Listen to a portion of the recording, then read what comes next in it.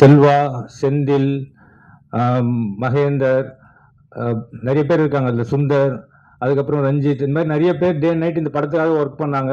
மெயினாக என்னோட அசோசியேட் தனேஷ்க்கு இந்த இடத்துல மெயினாக தேங்க்ஸ் பண்ணிக்கிறேன். ஏன்னா அவன் சிங்கிள் ஆளாக இந்த படத்தோட போஸ்ட் ப்ரொடக்ஷன் ஒர்க் என் கூட இருந்து பயங்கர ஹார்ட் ஒர்க் பண்ணான். அப்புறம் எடிட்டர் சைடில் விக்கி, ஸோ இந்த மாதிரி நிறைய பேர் இந்த படத்துக்கு பயங்கர சப்போர்ட் பண்ணி பயங்கரமாக இந்த போஸ்ட் ப்ரொடக்ஷன் ஒர்க்கும் முடிச்சு இப்போ அவுட் கொடுத்துருக்கோம். படம் ரொம்ப சூப்பராக வந்திருக்கு. மே 16th எல்லாரும் ஃபேமிலியோட போய் பார்த்து இந்த படத்தை என்ஜாய் பண்ணணும். நான் மெயினாக இப்போ ஆர்யா சார்கிட்ட சொல்கிறேன், சார் நீங்கள் பெரிய டென்ஷன் எதுவும் எடுத்துக்காதீங்க. ஏன்னா இந்த படத்தை ப்ரெஸ் அண்டு மீடியா பீப்புள் கண்டிப்பாக நல்லபடியாக போய் மக்கள்கிட்ட சேர்த்துருவாங்கன்னு நான் நம்புகிறேன். ஏன்னா என்னோட போன படம் டிடி ரிட்டர்ன்ஸ் பிளாக் பஸ்டர் ஆகிறதுக்கு காரணமே ப்ரெஸ்ஸும் அந்த மீடியா பீப்புளும் தான். ஸோ பெரிய சப்போர்ட் பண்ணீங்க, அதே சப்போர்ட் இந்த படத்துக்கும் கிடைக்குன்றது நம்புகிறேன். Thank you so much. மெயின் இந்த படத்தில் நடித்த ஆர்டிஸ்ட்டை பற்றி ஒரு வார்த்தை சொல்லிடுறேன். 2 பெரிய லிஜெண்ட் டேரக்டர்ஸ் பண்ணியிருக்காங்க, Selvaraghavan sir and Gautham Menon sir. ரொம்ப சப்போர்ட்டிவாக எங்கள் ஸ்கிரிப்டுக்கு நாங்கள் என்ன சொல்கிறோமோ அதை பக்காவாக பண்ணி கொடுத்தாங்க. அதுக்கப்புறம் கஸ்தூரி மேடம், நிழல் சார், அப்புறம் எங்களோட ஹீரோயின் கீதிகா, யாஷிகா ஆனந்த், இவங்க எல்லாருக்கும் நான் ரொம்ப தேங்க் பண்ணுறேன். அப்புறம் எங்களோட காமெடியன்ஸ் மாரண்ணன், கிங்ஸ்லி, இன்னும் நிறைய பேர் இந்த படத்துக்காக ரொம்ப பெரிய லெவலில் ஒர்க் பண்ணியிருக்காங்க.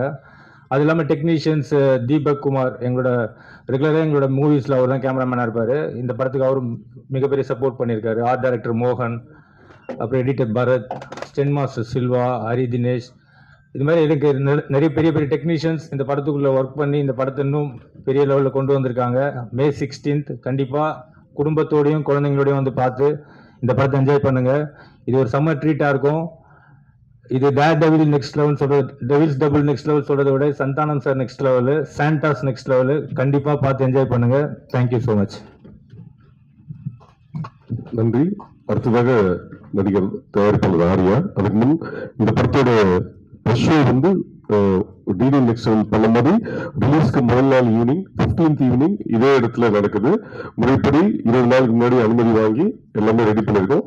அனைவரும் கலந்திருந்து இந்த படத்துக்கு ஆதரவு கொடுக்கும்படி கேட்டுக்கொள்கிறோம். எல்லாருக்கும் வணக்கம். ரொம்ப சந்தோஷமா இருக்கு உங்களெல்லாம் இன்னைக்கு மீட் பண்றது திரும்ப 1 வீக்குள்ளேயே. இந்த படம் வந்து ஆக்சுவலா இந்த பிரேம் கதை சொன்னோன்னு எனக்கு லாஸ்ட் அவரோட டிடி ரிட்டர்ன்ஸ் வந்து ரொம்ப பிடிக்கும். ஏன்னா இட்ஸ் ஜஸ்ட் நாட் ஒரு மைண்ட்லெஸ் காமெடின்னு இருக்காது அந்த படம். ஆக்சுவலாக பார்த்தீங்கன்னா அதில் ஒரு நல்ல ஒரு ஸ்டோரி இருக்கும், அதுக்கான ரீசனிங் இருக்கும், அதுக்கான ஒரு பிளே இருக்கும், அதுக்கான ஒரு கேம் இருக்கும். ஸோ அது வந்து ரொம்ப இன்ட்ரெஸ்டிங்காக இருந்தது. அது அந்த அந்த ஸ்பேஸில் வந்து அந்த காமெடி வந்து ரொம்ப பியூட்டிஃபுல்லாக எக்ஸிக்யூட் பண்ணியிருப்பார். ஸோ அதே மாதிரி பிரேம் வந்து இந்த கான்செப்ட் சொன்னோடனே ரொம்ப இன்ட்ரெஸ்டிங்காக இருந்தது. ஒரு படத்துக்குள்ளேயே தியேட்டரில் உள்ளே போய் அந்த படத்துக்குள்ளே அந்த கேரக்டர்ஸ் வந்து அந்த படத்துக்குள்ளே டிரான்ஸ்போர்ட் ஆயிடுறானுங்க. ஸோ அது வந்து ரொம்ப ஒரு நாவல் ஐடியா, ஒரு இன்ட்ரெஸ்டிங்கான ஐடியா. இதில் எப்படி ஒரு காமெடியும் சரி, அதில் ஹாரர் எலிமெண்ட் எப்படி கொண்டு வர போறாருன்னு ரொம்ப ஆர்வமாக இருந்தேன். பட் அந்த லைன் ஐடியா சொன்னதுக்கப்புறம் நான் அவர்கிட்ட சொன்னது, நீ கரெக்டாக பண்ணுறேன்னு இது சூப்பராக இருக்கும் ஃபில்ம் அப்படின்னு. ஸோ கம்ப்ளீட்டாக பண்ணி முடிச்ச உடனே ரியலி லைக் இட். சந்தானம் சாரும் கேட்ட உடனே அவருக்கும் ரொம்ப பிடிச்சிருந்தது. So that's why beyond budget எல்லாமே வந்து அதெல்லாம் பார்க்காம இந்த படம் எடுத்தால், இந்த குவாலிட்டியில் எடுத்தால், இந்த லொக்கேஷன்ஸ் எல்லாம் யூஸ் பண்ணி எடுத்தால் மட்டும்தான் இதோட 100% ஒரு எக்ஸ்பீரியன்ஸ் பண்ண முடியும்னு அப்பயே முடிவு பண்ணிட்டோம். ஸோ கண்டிப்பாக சந்தானம் சாரோட அவரோட சப்போர்ட் இல்லாமல் இதை பண்ணியிருக்க முடியாது. So I think full and full Santhanam வந்து இதில் வந்து உழைச்சி அவங்க பிரேமோட சேர்ந்து என்னெல்லாம் பெஸ்ட்டாக இதில் பண்ண முடியுமோ அவங்க 2 பேரும் சேர்ந்து பண்ணியிருக்காங்க. தட்ஸ் என்னோட இன்புட்லாம் ரொம்ப கம்மி தான். பட் தேர் எஃபர்ட் ஒரு லாஸ்ட் ஆல்மோஸ்ட் இயர் இந்த ப்ராஜெக்டில் தான் அவங்க 2 பேரும் ட்ராவல் ஆகிட்டு இருக்காங்க. ஸோ கண்டிப்பாக இந்த படம் நல்லா வந்து இருக்குன்னு எல்லாரும் நம்புகிறோம். ஸோ இந்த 16th ரிலீஸ் ஆகும்போது நீங்களும் பார்ப்பீங்க. So definitely very happy as a ப்ரொடியூசராக இந்த படம் ப்ரொடியூஸ் பண்ணியிருக்கேன்னு ரொம்ப ஹாப்பியாக இருக்கேன். அண்ட் கண்டிப்பாக அந்த ஹாப்பினஸ் வந்து இன்னும் அடுத்த லெவல் போகணும்னு நினைக்கிறேன்.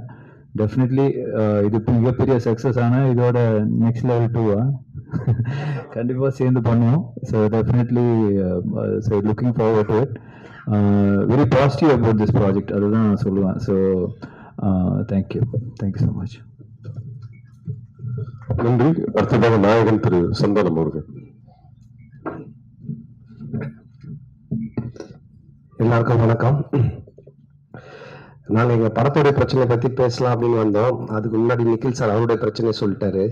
20 நாளுக்கு கூட நான் புக் பண்ணிட்டேன். என்னோட 2-3 பேர் பூந்து குழப்புறானுங்க, நீங்க எல்லாம் கண்டிப்பா வந்துடணும்.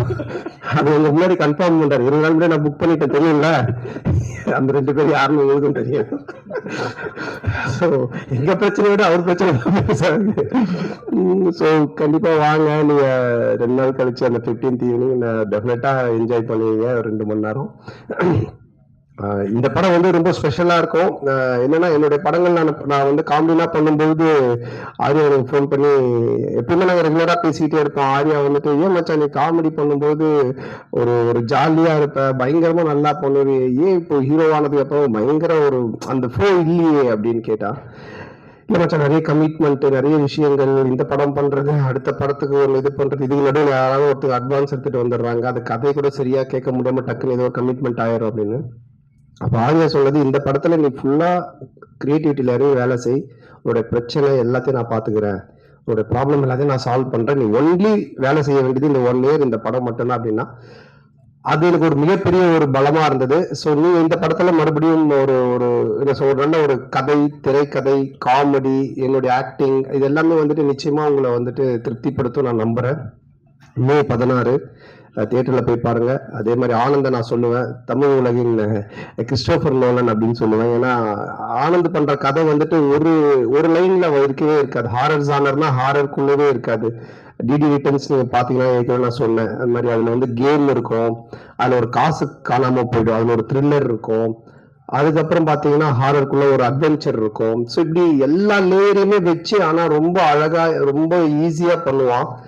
அந்த அளவுக்கு கொஞ்சம் நல்ல நாலேஜ் உள்ள ஒரு ஆள் ஆனந்து. ஸோ இந்த படமும் அது மாதிரிதான். இந்த கதையா சொன்னா யாருக்குமே புரியாது, என்னாலேயே புரிஞ்சுக்கவே முடியல. ஆனா அதை ஒரு ஃப்ளோ பண்ணி ஒரு ஸ்க்ரீன் பிளேவா பண்ணி ஒரு படம் அவுட்புட் காட்டும் போது தான் ரொம்ப நல்லா இருந்துச்சு. நல்ல காமெடியா இருக்கு. டெஃபினட்டா நீங்க எல்லாரும் சிரிச்சு பயங்கரமா என்ஜாய் பண்ணுவீங்க. பட் நான் இங்க என்னதான் நாங்க கூவி படத்தை வித்தாலும், நீங்க பார்த்துட்டு சொல்றதா ரிசல்ட். நீங்க தியேட்டர்ல பாருங்க, ஃபேமிலியோட பாருங்க, குழந்தைங்க எல்லாரையும் கூப்பிட்டு போய் பாருங்க, டெஃபினட்டா என்ஜாய் பண்ணுவீங்க. கண்டிப்பா நம்ம May 15th ஈவினிங் இங்க ப்ரிவியூல மீட் பண்ணுவோம். தேங்க்யூ. நன்றி. தேங்க்யூ.